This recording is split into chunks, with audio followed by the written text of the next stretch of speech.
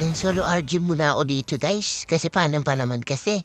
Lagi ubos ang star ko kapag may kasama. Hi. At dito guys, ayaw magpa-start ni Munton. Mukhang Diluv yung magiging kampi natin ngayon guys. Dito guys, maganda. Goods na goods yung pickings namin. Pero panoorin nyo, abangan nyo kung ano yung mangyayari. Ito yung nangyari sa akin guys. Kaka-spawn pa lang namin. As in kaka-spawn pa lang. Kaka-upisa pa lang. Mag-upisa pa lang yung laro. Pero nag-reconnecting. Sobrang bagal. Sobrang hina ng MS ko. 200 MS ako dito guys. Kaka-start pa lang.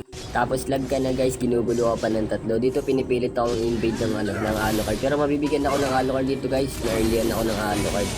Marunong naman yung tank namin dito guys. Tingnan nyo, kung nakikita nyo naman, kahit konti-konti yung buhay niya, binawasan niya pa rin yung blue buff para makabawi ako dito. Pero patuloy-tuloy pa rin talaga tumataas yung MS ko, pero pinipilit ko pa rin bumawi sa nila. Dito guys, tinanong na ako ng Atlas yung tank namin kung lag ba ako. Ayan, sinow ko naman na lag ako. Kaya ang ginawa ko muna dito, nag-farm muna ako para rin makabawi sa nila. Dito nagkamali ako dito kasi pinilit ko yung turtle fight kaya napitas kami dito.